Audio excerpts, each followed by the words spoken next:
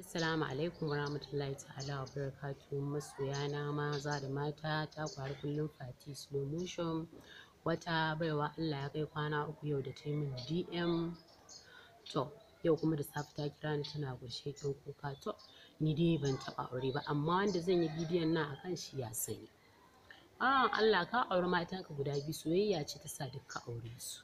Don me yasa za ka rinka nuna musu bambanci? Saboda wannan yar mai kuɗi ce wannan kuma yar talaka ce.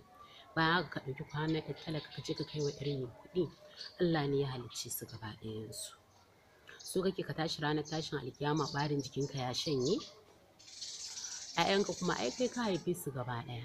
Me yasa za ka mai da ‘ya'yanka ‘ya'yan bura da ‘ya'yan mowa a samu bambanci? To kuma ai shi ɗa baka san wanda zai taimake ka ba. Shi ɗa baka san wanda zai taimake ka ba. Naga kana rainon ɗa ma ya zo ya fi ɗan da ka haifa a cikinka.